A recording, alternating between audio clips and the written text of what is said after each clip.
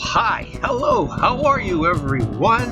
This is FlashBack with West Britain, and I'm West Britain, and you're about to hear an hour of celebrity interviews with folks from films, from TV, from music, from comedy, from old-time radio. We touch a lot of bases with entertainers from the past, present, and future. We're going to be telling you all kinds of stories with a lot of world experience and wisdom and all of the things that we know well in this generation. So stay tuned for Flashback with West Britain.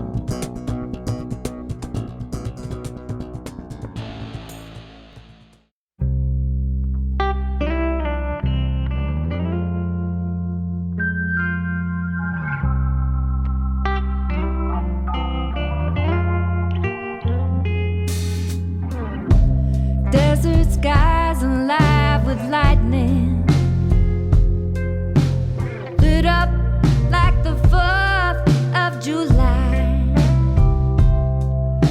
The rain came down and sanctified the ground. I drove all night to be by her side, trying to outrun the thunder.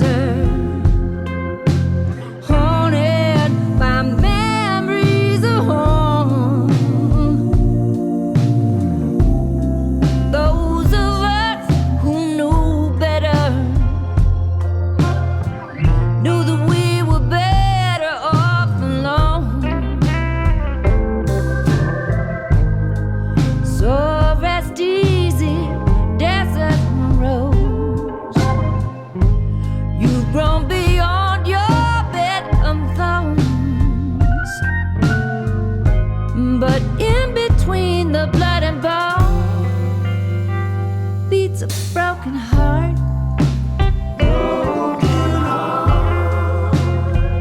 beats a broken heart,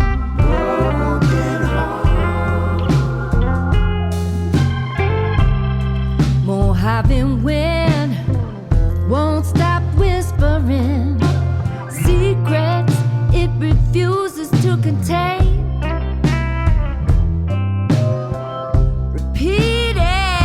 Name just like a mantra. Come back to me, Desiree.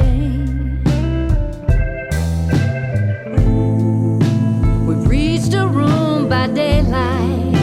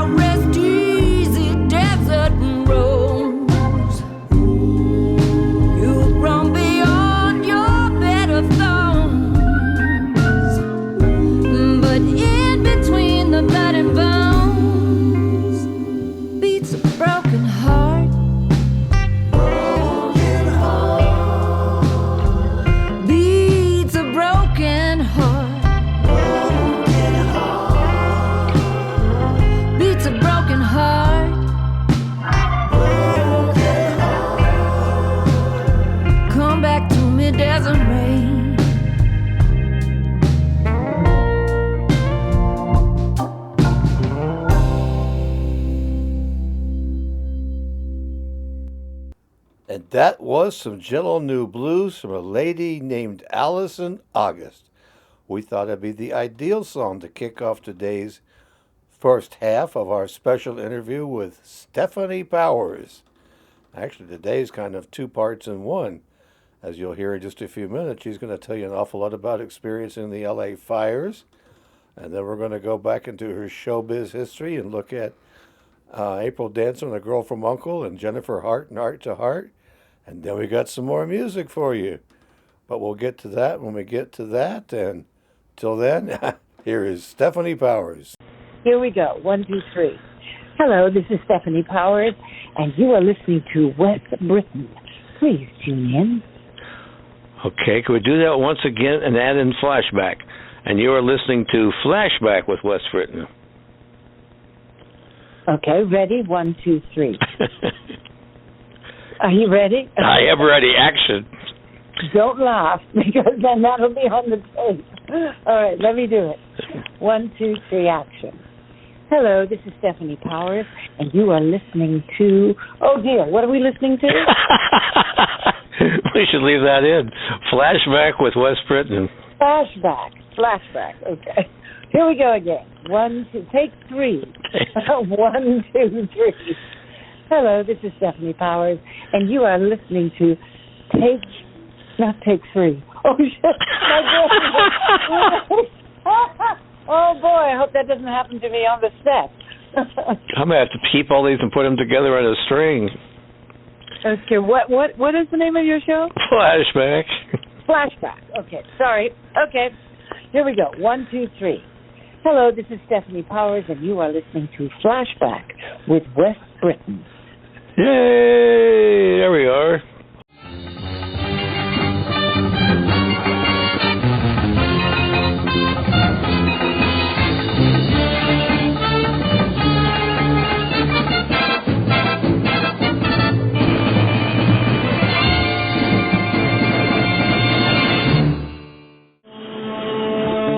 My boss, Jonathan Hart, a self-made millionaire. He's quite a guy. This is Mrs. H. She's gorgeous. She's one lady who knows how to take care of herself. Well, hello, seekers. Hello, everybody. Welcome to tonight's very, very special edition of Flashback with West Britain. Our special guest is sitting right over her there, and her name is Stefanie Powers. But before I bring her on stage, I've got to give out one quick shout-out. Her rep and my very good friend Harlan Bowl, who arranged this interview, has just been seriously hit with the wildfires in L.A., lost everything. So I wanted to give Harlan a quick, hey, buddy, I feel you. I send sympathies. I'm not sure what we can do on the East Coast here, but wow, I feel for you.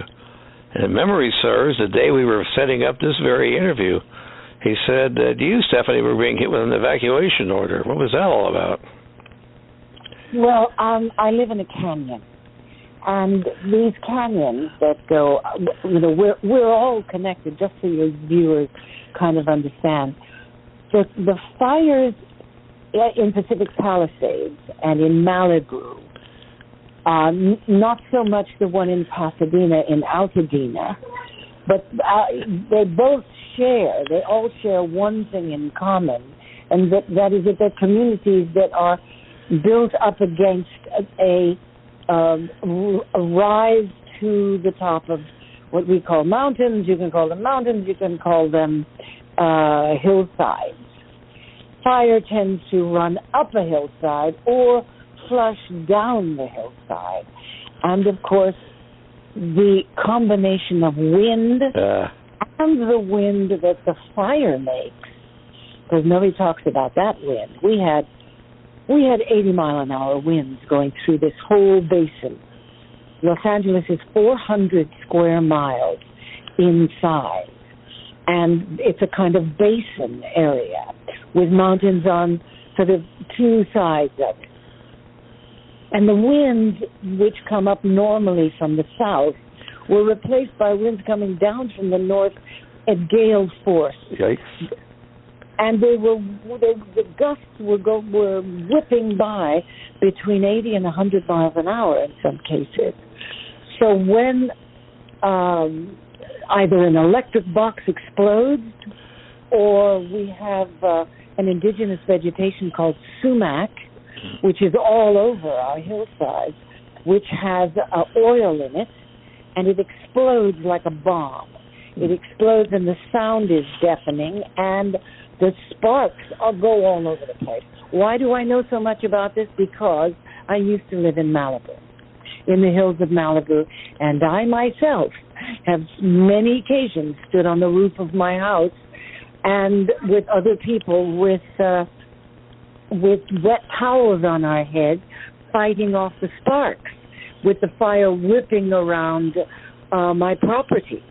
I always lived in the hillsides above the beach, and I had 4 acres and lots of trees and lots of bushes, and I had a very large swimming pool. So we got to have a system where we threw everything that was waterproof into the swimming pool. Pots and pans and dishes and glasses, silverware, and anything we could think of that was not going to be destroyed by the water. And when the fire would pass, the great fun was to put on scuba gear and go diving for treasure at the bottom of the swimming pool. But it's not for sissies, these fires, and I don't think the city or state preparedness was abysmal. We have had bad leadership in this city and poor leadership in this state for far too long. They've actually withdrawn money from the budget for our firefighters and withdrawn money to fill our reservoirs that are desperate when you're coming to try and find some water in the spigot of your hose pipe. I have outside my house on the street, I have a water fire hydrant. It hasn't been tested for years. So I went up to my local fire department and I said, come on, guys, we've got to test these things. I mean, it's got to be some kind of a priority, and I can't go through the city government because they're hopeless. You're right here, you're in the neighborhood, and if you needed to fight a fire, a few blocks away from us, you'd need the fire hydrant to have water in it. In both cases, in both the Altadena fire and the Pacific Palisades fire, there was no water in not sufficient water in the fire hydrant, and people lost pressure on their hoses.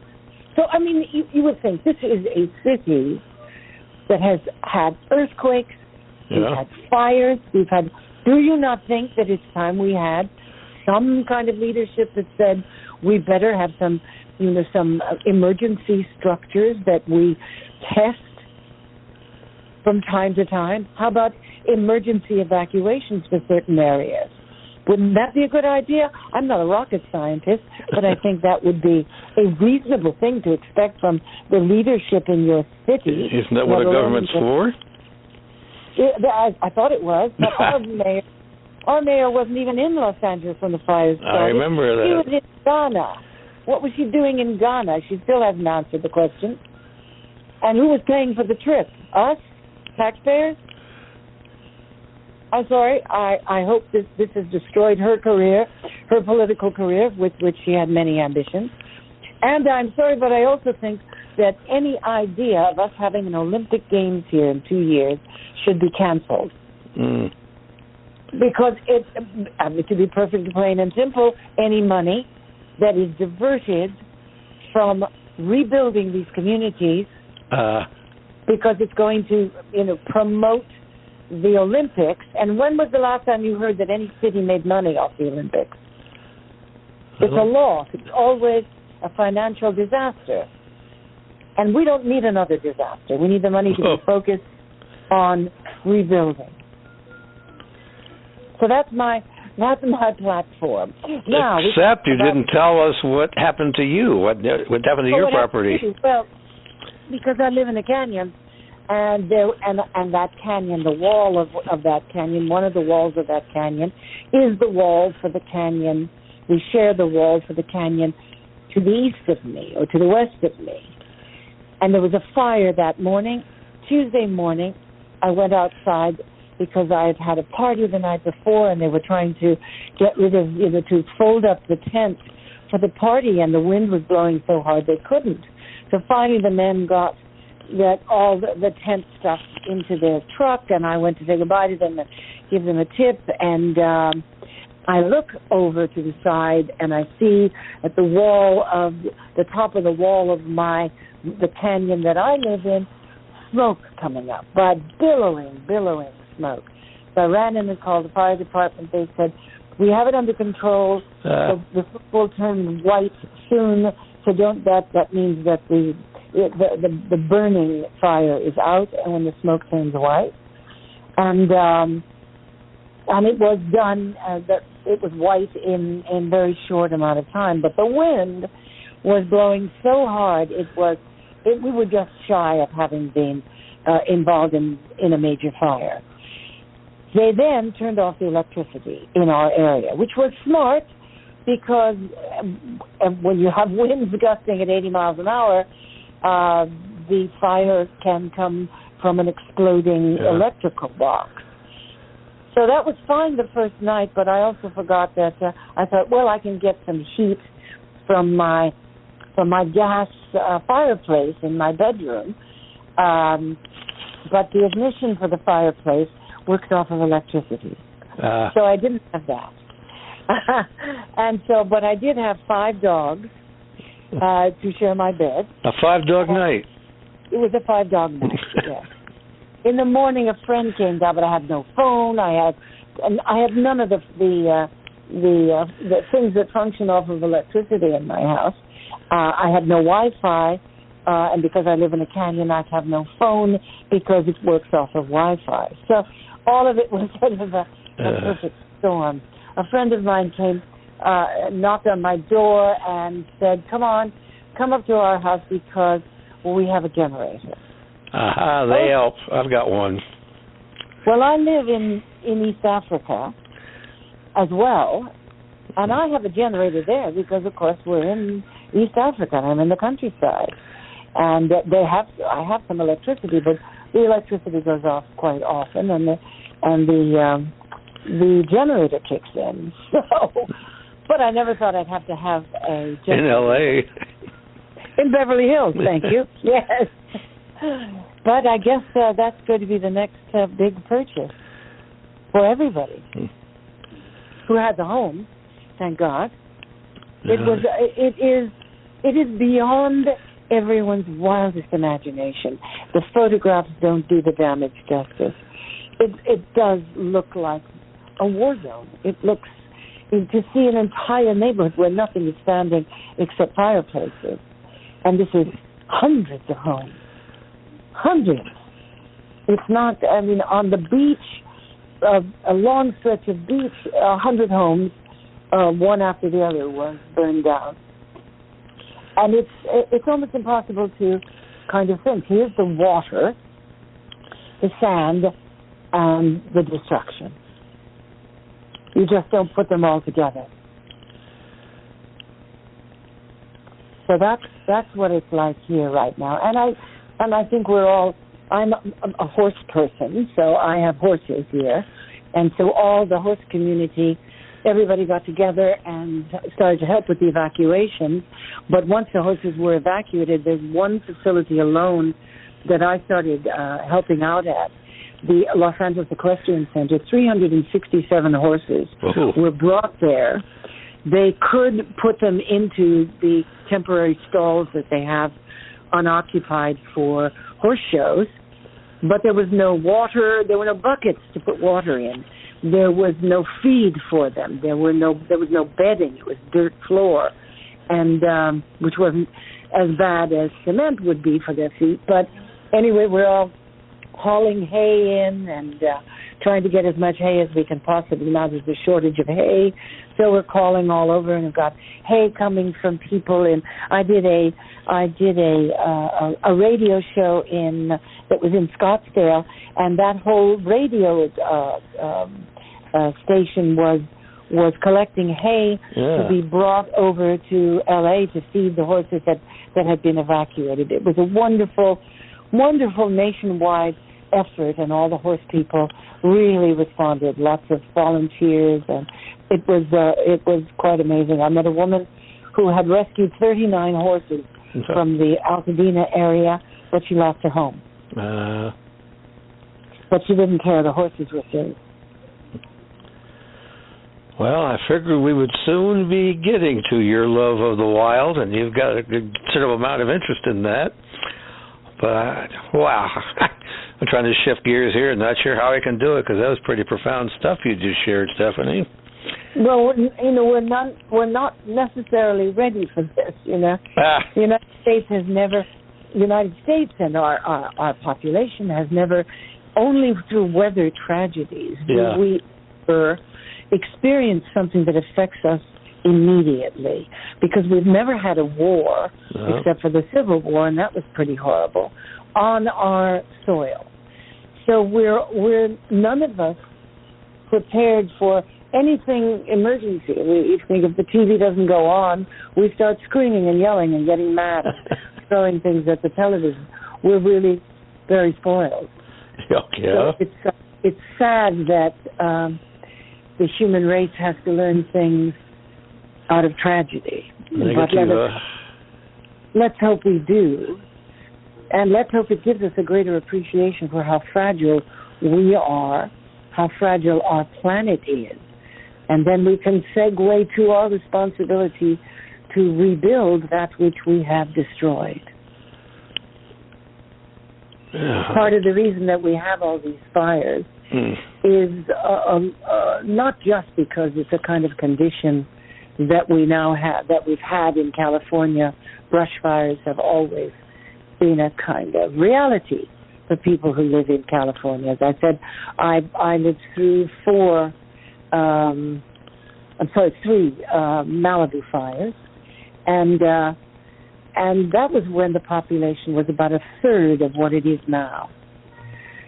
Malibu has been so overdeveloped that the houses, when they go in huge numbers.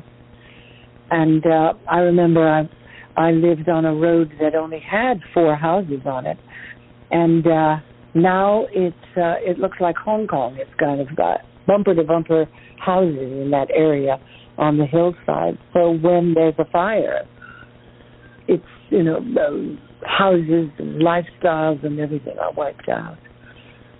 But we also participate in that, We've also got to be responsible for a little bit of human activity that it's so self-centered that it doesn't take into consideration that maybe Mother Nature doesn't like that.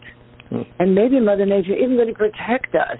And by the way, we are nothing against the wages of Mother Nature. Yes, you've noticed that. So we better respect her, Do you remember that television commercial that was on a few years ago, where there was something happens and then lightning strikes and a woman says it's not. It's not nice to fool Mother Nature. To fool Mother Nature. Well, there we are. That's what we got. Yes. Well, we hope you enjoyed tonight's exciting episode of, to quote the Firesign Theater's Phil Proctor, FlashBack. Back. But stay tuned. That's just hour 1 of West Britain Celebrity Interviews. Hour 2 with Remember Again. Nah, that doesn't work. Anyway, Remember Again is coming up in just a few minutes. So stay tuned, and hour 2 is going to launch shortly.